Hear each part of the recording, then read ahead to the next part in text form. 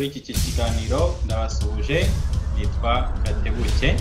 Iki ni cya kiganiro tuganiramo ibitekerezo abanyarwanda batekereza ariko batinya kuvuga. Uyu munsi rero dufite ikiganiro cyihariye kijyanye na periode turimo, ni periode y'iminsi 12 y'ibikorwa byo kurwanya akarengane n'ihohoterwa ku gitsina gore. Ikiganiro rero dufite uyu munsi kiravuga ku kibazo kiba ku bagore ariko kitureba twese, ku bagore n'abakobwa. Ni ikibazo cyo abagore n'abakobwa bafatwa ku ngufu cyangwa se bagafatwa batabyemeye, batabishaka. Icyo kibazo rero ntabwo ari ikibazo kireba abagore gusa, kireba n'abagabo n'abasore. Ni ukuvuga twese tugomba gufata iya mbere, tugafatanya, tukacyamagana, tukarwanya icyo kintu kigacika kikavaho. Uyu munsi rero umushyitsi dufite ni umusore uravuga kuri kino kibazo, ukuntu ese turavuga kuri sosiyete y'abanyarwanda yubakiye ku mbaraga z'abagabo. Ni ukuvuga akenshi ibi bibazo iyo bibaye usanga akenshi ari ibintu byakozwe n'abagabo, kandi ugasanga sosiyete irabaproteja, ugasanga mbese nta ngaruka bibafiteho, ingaruka zigumye ku bakobwa no ku bagore gusa. Ariko buri wese amenye ko buri wese yavutse ku mugore cyangwa ku muntu wo mu gitsina gore. Buri wese cyangwa benshi bafite bashiki babo, bafite abamama cyangwa se barabagize, bashobora kuba baranabyaye n'abakobwa, cyangwa se n'abandi bakobwa uretse no kuba wenda ari abo umuntu afitanye isano nabo, ariko hari n'abakobwa umuntu abazi ari inshuti cyangwa se ari inshuti za famiye. Abo bose icyo kibazo ni ikibazo gishobora kubahungabanya. Mbere y'uko dutangira ikiganiro rero, nagira ngo nshimire abakanze kuri buto ya subscribe, mukande no kunzogera kugira ngo mujye mumenye ko ibiganiro bishyashya byasohotse. Munaduterere igikumwe niba mugikunze ikiganiro, munadusigire commentaire kandi mubigeze kuri bagenzi banyu. Ubwo rero nagira ngo umushyitsi wacu, umutumirwa wacu atwibwire. Okay, murakoze na urakoze Claude. Banyita Chris ariko nkabanzwi kuri social medias ku izina rya The God Head 250. Nkaba mba mu gihugu cy'Ububiligi, nkaba ariho nakuriye ariko nkaba ndi umunyarwanda. Ndakeka ko nicyo bintu abantu umuntu anyibajije, nicyo kintu navuga. Nkaba navuga ko si muri bu bintu turimo turavuga, nkaba ndi feminist, kenda umuhungu ariko yabona abahungu aba feminist. Nakuranye n'abakobwa, nderwa n'abakobwa, so ndi umuntu ukunda kurwanira ishyaka abakobwa kuko bararikeneye, nzi ko nk'umuhungu badukeneye. Ubwo rero urakoze kuba waje mu kiganiro.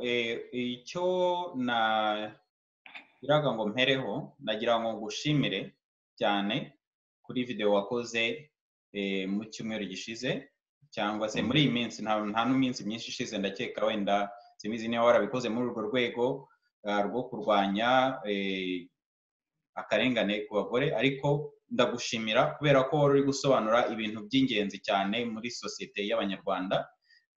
Ushobora kutubwira igituma wakoze iriya video ivuga, isobanura mbese uburyo bwinshi abagore n'abakobwa bafatwa ku ngufu cyangwa se bagasambanywa batabishaka? Ushobora kutubwira igituma wakoze iriya video? Okay, icyatumye nkora iriya video ni ukubera yuko nibutse byinshi. Nibutse ko navukiye mu Rwanda, mpamba n'imyaka igera kuri 14. Ibyatumye nikora ni uko hari ibintu muri iyi minsi cyangwa minsi yashize nagiye mbamo, nza gusanga hari abantu benshi bakora icyaha cyo gufata ku ngufu batazi ko barimo baragikora kubera imyumvire n'uburyo society y'abanyarwanda twakuriyemo, imyumvire yadushyizemo. Nsanga hari n'abakobwa bahohoterwa. Icyo nicyo cyambabaje kurushaho, abakobwa bahohoterwa batazi ko bahohotewe kubera nabo uburyo baba bararezwe no cya kintu wenda cyo kwigisha cyo kugira isoni zo kuba bavuga ibyababayeho. donc ndavuga ngiye gukora ikiganiro gitoya cyo kuba nasobanurira abantu gufata ku ngufu ni iki, kubera yuko bazi ko gufata ku ngufu ari ugufata umuntu n'ingufu ukamukubita hasi ukaba wagira imibonano mpuzabitsina nawe. Ndavuga ati ngiye gusobanurira aba bagabo nsobanurire n'abagore ko batagomba kuba bagira isoni cyangwa se bakumva bisanta guilty yo kuba bumva bafashwe ku ngufu cyangwa se bakeka ko bafashwe ku ngufu. Ndavuga buri wese ngiye kugerageza musobanurire nanakangurira abakobwa yuko batagombye kugira isoni. ni muri iyo buryo nakoze ikiganiro. none se ushobora kubwira abakora iki kiganiro wenda batakibonye, cyari kiri no mu gifaransa, hari wenda batumva igifaransa, ushobora gusobanura muri makeya ibyo bintu ibyo ari byo, watubwiye diferanse hagati ibyo abantu bibwira ko ari ugufata ku ngufu no gufata ku ngufu mu mategeko, ushobora kudusobanurira? yaba mu mategeko cyangwa se no mu buzima busanzwe, kuko hari ibintu bikenera gutekereza wenda utarize n'amategeko. Hari ibintu umuntu yavuga ko ari ibi byo gutekereza. Hari icyo bita consentement mu gifaransa, ni ukuvuga ngo yakumvikanya. Gufata ku ngufu ni ukuba wagirana imibonano mpuzabitsina ukoresheje wenda igitsina cyangwa se ukoresheje ikintu cyangwa se wenda unakozeho n'umuntu waguhaye utaguhaye iyo consent, yaba abishaka.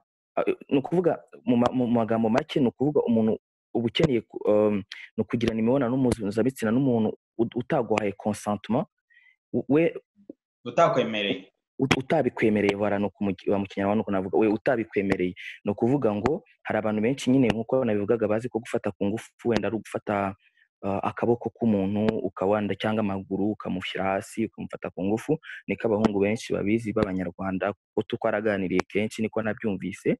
Ariko yaba no mu mategeko nk'ubu ngubu ukashobora nko kuba wenda waha ibiyobyabwenge umukobwa cyangwa se nawe ubwe akabyifatira ubwe abishaka, wabona wenda afite agize cyagiye wenda ubwenge bwe wenda buyobye cyangwa se adafite ibitekerezo wenda biri ku murongo, ukaba washaka kubiprofitiramo, ukaba washaka wenda kuba wamufata ku ngufu. Ushobora no kumukoraho gusa birahagije, nkavuga ati uko ni ugufata umuntu ku ngufu. Cyangwa se hari ibyo nise kwiba umugono, bikunze kuba cyane muri sosiyete y'Abanyarwanda. Ugasanga n'iyo umuntu bimubayeho, donc kwiba umugono n'iyo umuntu aryamye ukamukorakoraho, bishobora kurangira umukorakuyeho gusa cyangwa wenda ugize n'indi myitwarire wenda irenze gukorakora. Nkavuga ati ibyo ngibyo nabyo, kuko mu gifaransa cyangwa babyita viol, mu cyongereza ni rape, ariko mu kinyarwanda bakabyita kwiba umugono. Avuga ati mumenye ko no mu mategeko uvuga ngo umuntu araryamye umukozeho, nabyo ni ugufata ku ngufu. Ariko uretse n'ibyo byonyine kuba mu mategeko, tubishyize muri za terime zisanzwe mu buzima busanzwe, ni nk'uko nje nkasanga usinziriye cyangwa mu mutwe wawe utameze neza, mbese udafite ibitekerezo byawe bitari ku murongo, nkaza nk'uwo mupira wambaye nkawukwaka nkawutwara n'ugushereje, cyangwa se nkaza nkagutera igipfunsi izuru nkarimena, ntabwo mba ngukoshereje kubera ko ntabwo twarwanye, ntabwo nta ruhushya wigeze umpa rwo gukora ibintu nk'ibyo. ni ukwiba nyine, n'ibyo twavugaga, ni ukwiba. Ariko tukongeraho abantu icyo bagomba kumenya ni uko icyaha cyo gufata ku ngufu ni icyaha gikomeye, kiri no hejuru y'ibindi byinshi cyane. Hari n'ubundi buryo, niba nibuka neza ndumva warabusobanuye. Hari abantu bafata abana, hari n'abantu bakoresha imbaraga bafite ku muntu zitari fizike ariko nabyo ni ingufu, nk'umushefu, nk'umwarimu, ibintu nk'ibyo, akamwaka ruswa y'igitsina, niko tubyita, cyangwa se akamwoburisha ko baryamana, cyangwa akamushyira muri kondisiyo zituma amusambanya. Yego. Ibyo ngibyo byo ntabwo biri muri wenda ibyo bintu byo gufata ku ngufu cyangwa se gufata umuntu nyine utabyemeye kandi bigomba guhanirwa. Nabyo biri mu gufata ku ngufu, bigaruka kuri ya ngingo twavugaga ya consentiment, kwemeranya. Nk'ubu navuye mu Rwanda niga muri segonderi, ugasanga nk'umwana w'umukobwa umwarimu aramubwira ati niba ushaka amanota meza reka turyamane cyangwa se nzagutsindisha. Urwo ni urugero rwiza rwo kwerekana ko nk'uwo mwarimu we ashobora kuzisobanura avuga ati njyewe narabimubwiye arabyemera, ntabwo namufashe ku ngufu, ariko urumva ntabwo we nta bwemeranye buriho, wamukoreshejeho igitugu, wamushyizeho igitugu, ntabwo ibyo bintu yabishakaga. Nabwo ni uburyo bwo gufata ku ngufu, kuko uwo muntu abishoboye, iyo ashobora kubona ayo manota wanze kumuha, cyangwa se uwo muntu wagiye gusaba ikintu mu mutegetsi akamubwira ati niba ugishaka tugomba kuryamana, ibyo byose ntabwo yari kubikora iyo utamushyiraho igitugu. Donc ya consent ntayihari, cya gitugu cyabaye. Donc nabyo ni ugufata ku ngufu, kandi nabyo hari abantu bazi ko bidahanirwa, nabyo birahanirwa cyane, yaba ku kazi, yaba mu ishuri, aho ariho hose umuntu ugufiteho navuga ubuyobozi, na umuntu wese ugufiteho emprise mu gifaransa niko babyita, umuntu wese ugufiteho imbaraga wese akabikoresha kugira ngo mugirane imibonano mpuzabitsina, nabyo ni ugufata ku ngufu n'ibindi byose twavuze hejuru. Naho kuri ibyo by'abana bafatwa n'abantu bakuru, ku by'abana bafatwa n'abantu bakuru biteye impungenge cyane, kuko urebye urebye imibare y'abantu, y'ibintu wenda umuntu abona mu gihe mu buyobozi, usanga ifatwa ku ngufu akenshi bikunze kubera mu muryango. Iyo mvuga mu muryango, hari igihe wenda biba ari n'inshuti z'umuryango, wenda atari umuntu ufitanye isano. Icyo ni ikibazo gikomeye, kuko nabyo ni nk'ibyo twavugaga, kuko umuntu usanga wenda rimwe na rimwe akoresheje isano, umuntu ushinzwe kukwereka inzira nziza akakubwira ati inzira nziza niba ushaka kuyigeraho ni ukuca aha ngaha, ni uko turyamana.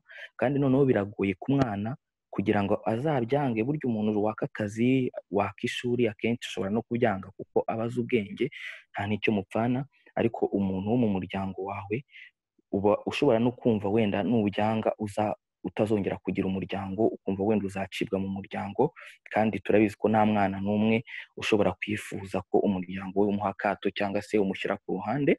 Donc ibyo kuri njyewe noneho ni dogere ikomeye cyane yo gufata ku ngufu, kandi mu bintu dusanzwe kabisa muri sosiyete yacu.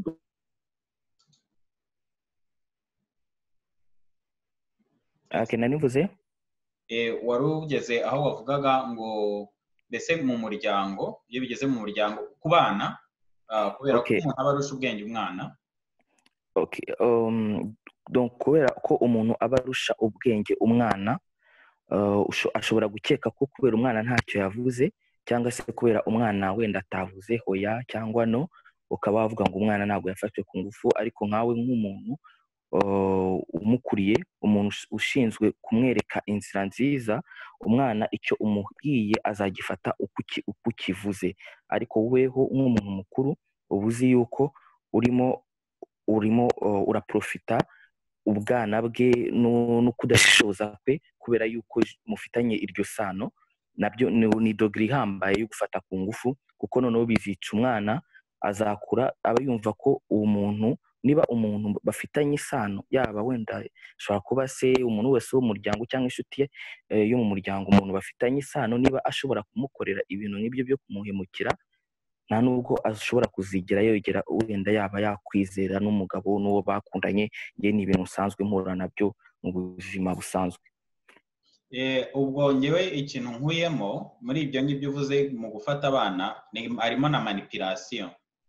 Donc manipulation ntabwo nzi ijambo mu kinyarwanda, ariko bisa mbese nko kuryarya wenda simbizi ijambo ryaryo, ariko mbese gukoresha kurusha umuntu ubwenge cyangwa se kumujijisha. We kuriganya nakeka umuntu yavuze kuriganya. Noneho ukaba wafata nyine umuntu kubera ko wamurushije ubwenge. Nkeka ko wenda ari na bya bindi nk'umuntu aba ari muzima ariko ari kumwe n'umuntu utameze neza mu mutwe, nk'abantu bafite uburwayi cyangwa ubumuga, nabo bafata gutyo.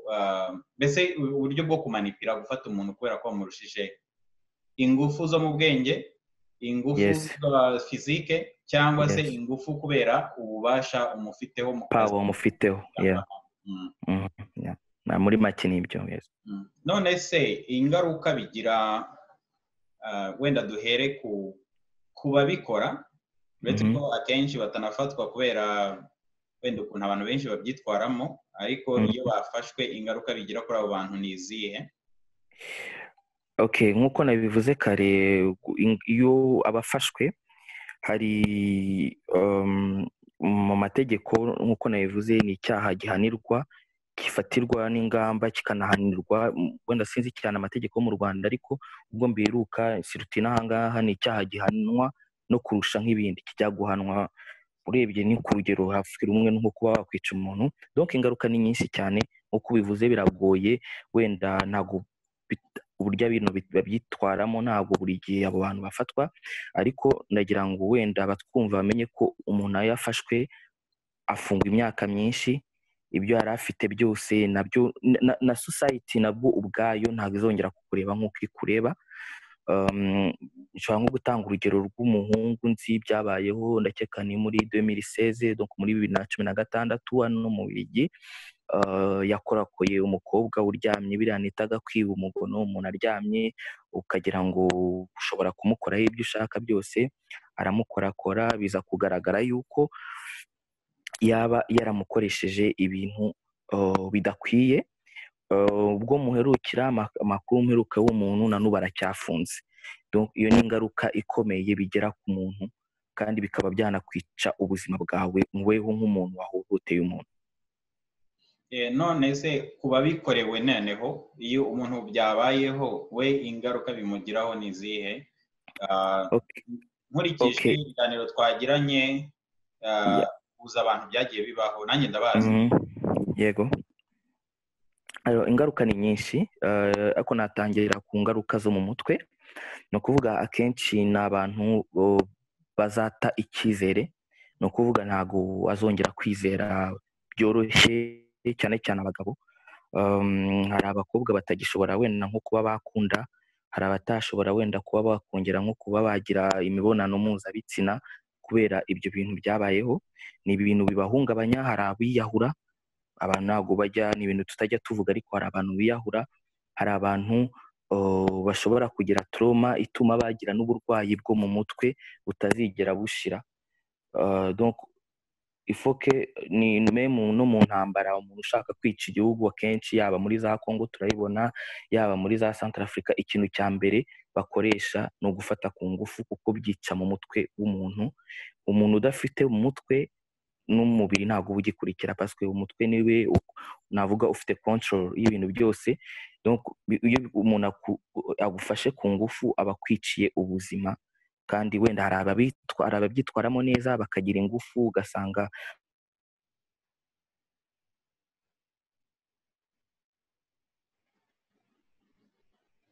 zigira bibagirwa, ntabwo wenda bazongera kwishima nk'uko kera ari kwishima ibyo ayo mahano ataramubaho. Donc ni ibintu bigira ingaruka mbi cyane ku wahohotewe. Nanjye abonzi byagiye bibaho, akenshi bibatera ibibazo mu mutwe, cyane cyane iyo bativuje, iyo batabavuye ngo babikire, bakomeza kugendana ibyo bikomere mu mutwe.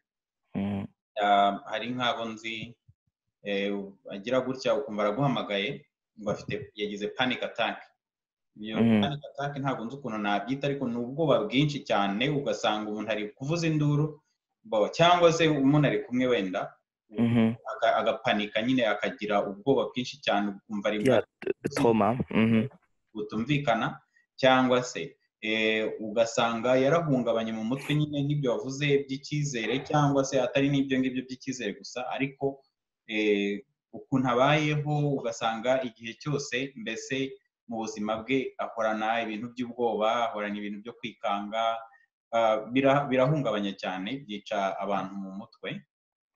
Kandi umuntu ashobora no kubyara akaba umumama, akagira n'umunyogokuru cyangwa se akiri mutoya, ariko biba ku bantu, byabaye ku bantu benshi, abenshi, hari na benshi byagiye bibaho ari abana wenda, ariko hari nabo bibaho ari abantu bakuru, ariko igihe cyose usanga ari ibintu byabateye guhungabana cyane mu mutwe. Iyo umuntu agize Imana nyine ashobora kwivuza agakira.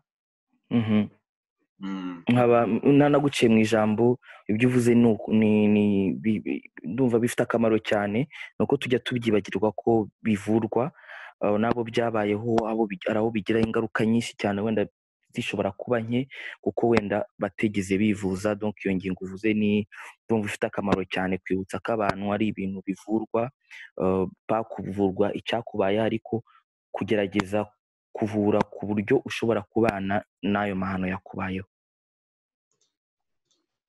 Urakoze cyane. None se nk'abantu, kuko biba mu buryo bwinshi, tuvuge nko kuri icyo ngicyo cyo kwiba umugono cyangwa gufata umuntu uri usinziriye, cyangwa se wafashwe n'ibiyobyabwenge cyangwa ubwenge bwe butari ku murongo, ubibonye yagombye kubigenza gute niba hari umuntu uramutse aguye mbese kuri uwo urimo kubikora, n'uwo bari kubikorera, ni iki yagombye gukora, yabigenza ate? Gusubiza icyo kibazo nabanza nkibutsa ko no mu mategeko hari ikintu gihanirwa, n'iyo umuntu ari mu bibazo cyangwa ari mu byago ntumufashe, ni ikintu gihanirwa. So ikintu nk'icyo ukibonye uba ugomba kugihagarika. Kugihagarika ni ukuvuga gute? Mu mategeko birabujijwe kwihanira, donc kugihagarika ni ukugerageza wenda kuba uwo muntu wamumetiriza, wenda ukamushyira ku ruhande. Akenshi abantu bakora ayo mahano, akenshi iyo umuguye gitumo nawe ubwe ashobora nko kwiruka, ashobora icyo nzi ntabwo ahaguma, wenda kugerageza ko atiruka, ko adahunga, kugerageza kumenya ubwo ari we. Ubundi ikindi kintu gifite akamaro cyane ni uguhamagara ubuyobozi, kubera akenshi ndabibona hari igihe birangira abantu baganiriye hagati y'imiryango, hagati y'inshuti, ngo abantu badaseba, ariko uwo muntu ibyo bintu yakoze natabihanirwa n'ubutabera azongera abikore. Donc bifite ni ingenzi, navuga ni ingenzi cyane guhamagara ubuyobozi bukaza bugakora akazi karwo, umuntu akabihanirwa bikwiye. Nk'uko wari ubivuze, nibyo nta muntu wihanira mu mategeko, ariko hari ikintu cyemewe mu mategeko cyitwa self defense, kwirwanaho. Hari na defense of others, legitimate defense of others, donc kurwana ku bandi, ni ukuvuga ntabwo gutabara no gutabara niko byitwa, niko nabyita wenda. Donc uramutse ushoboye kumufata ukamuheza aho ngaho, ntabwo ahanirwa ko wahejeje umuntu aho ngaho, kugira ngo abapolisi nibaza cyangwa abayobozi nibaza bamufate babimuhanire. Donc nta mpamvu yo kwikanga ko hari ingaruka birakugiraho, kubera ko gutabara biremewe. Cyane cyane bamusanze bamufatiye mu cyuho. Noneho ikindi ngewe numva abantu babibonye bagombye kuba n'abatangabuhamya mu buyobozi igihe bagiye mu manza, kugira ngo uwabikoze ahanwe, ave no mu bandi, kugira ngo atazakomeza kubikorera abandi, kongera kubikora. Naho ibyo byo kubijyana muri famiye, abantu bakanegosiya, bakumvikana, bakabigira ibanga, ngewe nkeka ko ari uguhemukira. Uretse n'uwo muntu byabayeho gusa, baba bari guhemukira n'abandi bantu uwo muntu azabikora, kubera ko nta ngaruka bifite mbese. azaba yabihaniwe. Noneho hari n'abandi, ariko indi kategori y'abantu, hari abantu babimenya batari bahari. Hari abantu wenda ari famiye, ari inshuti, cyangwa n'abantu batazi abo ngabo babikoze, ari uwabikoze cyangwa uwo byabayeho, bo babigenza gute? Ni iki bakora kugira ngo icyangombwa ni ukubanza kugerageza kuganira n'uwahohotewe w'ibyo byabayeho, bitewe n'uburyo wenda umuntu abimenyemo.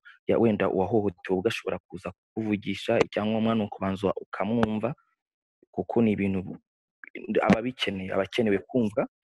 Icya kabiri ni ukugerageza kumenya biriya twavuze niba byarashyikirijwe ubutabera. nta na rimwe ushobora kuzazira ko wenda waba waraje kuvuga ko ukeka ko hari umuntu waba wahohotewe, ahubwo uramutse utagiye kubivuga bakazamenya ko wegeze ubimenya, ahubwo aho ngaho ukoze icyaha. Ni ingenzi ko iyo umuntu ubimenye, yaba uri mu muryango, ni ukuganira n'uwahohotewe, nyuma ukazagerageza kubishyikiriza ubutegetsi ukoresheje amakuru wagenewe. Ndakeka ko akenshi nta n'ikintu biba bimaze byo kujya kuvugisha uwahohoteye, kuko uwahohoteye uwo muntu, kuko n'ubundi akenshi barabihakana. Ndakeka icyangombwa ni ukugerageza kuganira n'uwahohotewe. Baba bakeneye kuvuga, ni abantu baba bakeneye kuba wenda bavuga ibikiri ku mutima, ariko akenshi bafite ubwoba yuko batazi uburyo bizakirwa n'ubumva. Nyuma abo bantu, weho nk'umuntu wabimenye, ukagerageza kuba wabishyikiriza ubutabera, ntibigume aho ngaho mu muryango, ntibishakwe kuzimwa. Nta na rimwe uzigera uhanirwa ko wenda waje kuvuga ko ukeka ko kanaka yahohotewe. Nanjye aho turahuje, ariko uretse ko ntabwo byinshi urebye turanahuje. Kuri njyewe nanjye uko mbibona, umuntu ubimenye, nta gufata umuntu byabayeho nk'aho ari umuntu urwaye Ebola, ko niba umwegereye cyangwa umuvugishije cyangwa se umuhamagaye, uba nawe uhita wandura iyo ndwara. Njyewe nkeka ko umuntu ubimenye, akibimenya nk'uko bivuze, ari uguhita ashakisha uwo byabayeho kugira ngo agerageze kumufasha, niba hari ubufasha akeneye, no kumuba hafi, no kumwumvisha ko atari wenyine, kubera ko deja n'umuntu wahungabanye gutyo aba atameze neza. Noneho ikindi ni kwihutira kumuvuza niba atahise ajya kwa muganga, no kwihutira kumuvuza ibyo mu mutwe, uburwayi bwo mu mutwe, za terapi zo kugira ngo asubirane nyine, ye kuzakomeza kugumana ibyo bikomere. Ariko nyine yo kubihwihwisa, abantu bakamera nk'aho barimo kureba filime cyangwa ari ibintu, mbese simbizi uko nabyita, kureba umupira, kuri njyewe numva ari ibintu ni umuco utuma ibintu by'ubudahana bikomeza, kandi guhanwa, uwabikoze agomba guhanwa kugira ngo binabere urugero n'abandi babitekereza. Noneho hakabaho no kwita ku wahungabanyijwe kugira ngo adakomeza nyine ibyo bikomere afite, noneho nawe mu buzima bwe ibyo bikomere bizakomeze kumukurikirana, wenda bizanakurikiranye n'abandi bari kumwe cyangwa babana cyangwa muri famiye. Ubwo noneho nagira ngo mu gusoza mfite ibibazo bibiri. Icya mbere ni mu gusoza, ni iki wahamagarira cyane cyane abasore n'abagabo kuri iki kibazo? Ni iyihe message wabaha? Nababwira ko keyword ni communication, ni ukugira ngo mujye mugerageza kuganira n'abo bakobwa n'abo bagore, mugerageze kumenya icyo bashaka, kuko ndabyibuka abanyarwanda hari akantu kera bajyaga bakunda kumbwira ngo wi ni wi na no ni wi. Ni ukuvuga ngo wakanga wakwemera byose uba wemeye, kuko hari ya myumvire ya kera cyane yo kuvuga ngo umukobwa ntabwo aba azi icyo ashaka, niyo yaba abishaka wenda kuba mwagirana iyo mibonano, ntabwo azigera akubwira ko abishaka, kubera wenda afite amasoni umukobwa yarezwe neza ntabwo avuga icyo ashaka, ariko ibyo ni ibintu twagombye kurekera inyuma, mukagomba kumva ko basore namwe bagabo mugomba kuganira n'umuntu mukaba muri sure ko icyo mushaka nawe ari icyo ashaka, kuko nk'uko nabivuze hejuru ingaruka zishobora kubaho nyinshi. Hari n'abo nzi wenda byegeze bibaho wenda batari bananabizi, wenda ndabibabwiye, Claude arabibabwiye, mugerageze kuganira n'abantu mumenye icyo bashaka, nabo uko mwakwishimisha nabo baba ari uko baba bakwishimisha, nta gitugu mubashyizeho. Aho ngaho turi kumwe 100%. Ikindi ngewe ni uko nasaba, niba utari usanzwe ubizi, hari umuntu wumvaga atarasanzwe abizi ko hari uburyo bwinshi bwo gufata umuntu ku ngufu, umuntu wese ufashe atabikwemereye ko uba umukoshereje, umuhungabanyije, kandi ko ari icyaha, ni crime inahanirwa n'amategeko. Uretse n'ibyo byo guhanirwa n'amategeko, uri guhungabanya abantu, uhungabanya sosiyete, ko donko ibyo bintu n'umuntu ubitekereza agomba kubicikaho. Ubibonye cyangwa ubizi ku muntu, uwo muntu ugakora ku buryo abihanirwa kugira ngo bicike. Mbese ibintu byo guhishahishira abantu babikora bikavaho, nk'uko bivuze, ntabwo mbitindaho cyane. Iyo communication, gushyigikira abo byabayeho, kugira empathy, ukishyira mu mwanya w'uwo muntu, nawe ukumva umuntu aje akaguhungabanya kandi aguhohoteye, ukuntu wakumva umeze. Noneho hakaba icyo kintu cyo gufasha abantu byabayeho. Ngewe ndumva nanjye aricyo nakongeraho kuri ibyo wavuze, ntabwo bitandukanye urebye. None nagira ngo dusoze wenda kuri message ku banyarwanda muri rusange, byo wabivugaho iki nk'umuntu w'umusore kuri ino sije?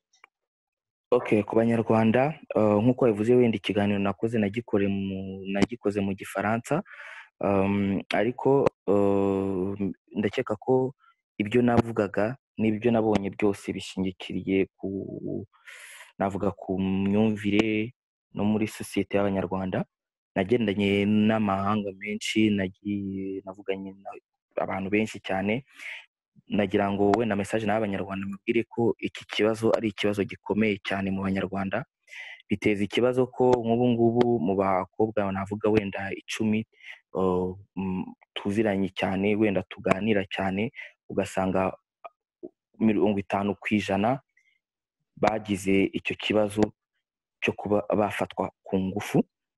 Ugasanga wenda ugereranyije n'ahandi hantu, ugasanga turi kure cyane bitewe na bya myumvire yacu na bwa buryo wenda mu bintu wenda twagiye tunyuramo byagezeho ibintu bikaba banalize, bikaba twumva ari ibintu biri normal. Donc nagira ngo wenda message yonyine natanga ni twisubireho, kuko turimo turangiza ubuzima bw'abantu. Nishyizemo nk'umunyarwanda, turimo turangiza ubuzima bw'abantu. Hari abantu hano hanze bababaye, bafite ibikomere batazongera wenda bashobora kuba bagarukaho, kandi nkanababwira ati mujye mugerageza kugira ibyo wise empathy, mugerageze kumva umuntu. Nkarangiza wenda mbwira abagize icyo kibazo cyo kuba bafatwa ku ngufu, nk'uko Claude yabivuze, ntimuzibagirwe. Ni ibintu ntabwo bashobora kuvura ibyakubayeho, ariko bashobora kuvura uburyo wumva umeze muri weho, ukaba washobora kujya imbere. Iyo confiance, uko kwizera, icyo cyizere wawe wenda waraburiye abantu, ukaba wakigarura, ukaba nawe wakongera ukumva umeze neza mu mubiri wawe. Donc ndabizi ko twese iyo bigeze mu bintu byo wenda kuba twajya mu buvuzi bijyanye no mu bintu byo mu burwayi bwo mu mutwe, twese tuba tuvuga ngo ntabwo tubikeneye, wenda ni ibintu by'abazungu, ariko nabashishikariza kwivuza kuko abo nzi bivuje byarabafashije cyane. Hari ibintu bitatu uvuze, nanjye wenda nagira ngo nsubiremo. Icya mbere ni ukwihanganisha abo byabayeho. Nanjye aho ngaho turi kumwe, mwihangane abo byabayeho mwese, kandi n'abandi babazi bagerageze babihanganishe. icya kabiri ni twisubireho abanyarwanda ari abagabo bakora ibyo bintu, ari n'imiryango ibihishahisha ikabigumisha mu miryango cyangwa se bakabigira ibintu by'ibanga cyangwa se bakagirira ibanga abo bantu babikoze. Icya gatatu ni ukwivuza cyane cyane kubera ingaruka bigira mu muntu cyangwa ku muntu. Numva nagira ngo ndezime gusa ibyo nkuyemo cyane by'ingenzi, nta kindi nakongeraho. Ndagushimiye cyane ubutwari ufite bwo kuvuga ibyo bintu biganiro ukora, ibintu abantu batinya deja kuvuga ariko wowe ukaba ubivuga, kandi nkanagushimira kuba waravuze kuri ino sije no kuba ukora ibyo bintu byo guproteja abantu b'igitsina gore mu buryo bwawe ushoboye. Ndabigushimiye cyane rwose zirakubakurikiye iki kiganiro.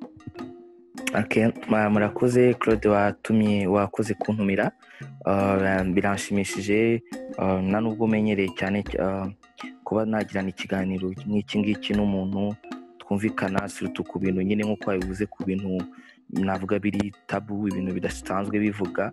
Donc wakoze kuma urubuga rwo kuba wenda nakwisobanura, wenda nkaba natanga niyo message, nizere ko hari abantu izageraho. Nk'uko bivuze hari ibindi bintu byinshi nk'uko nawe nabonye ari ibiganiro nk'ibi dutegura, nanjye hari ibindi biganiro wenda ndimo ndategura nabyo bijyanye n'iyi suje turimo turaganiraho. Ubwo muri link tuzashyiramo wenda YouTube channel yanjye, uburyo n'umukobwa cyangwa umuhungu wese wenda waba warahohotewe yaba yifuza kuba yaganira, ndahari, ndumva wenda nta n'uwamenya, wenda nanagira n'inama. Mwakoze. Nibyo, nk'uko bivuze ari wowe uzi abantu bashobora kuba batanga siporo ku bantu nk'abo byabayeho, nanjye ndabazi. Donc YouTube channel yawe ndayishyiraho, turashyiraho na za information abantu bashobora kudukontaktaho ku buryo bashobora kuba hari abantu bashatse bakurikirana nyuma y'iki kiganiro. Ndagushimiye rero, nshimiye n'abakurikiye iki kiganiro, abafite ku manywa mwirirwe, abafite nimugoroba muramuke, aho utaha kandi nizere ko uzagaruka ukaduhugura no ku yandi masije ukora, uzagutumira nanone.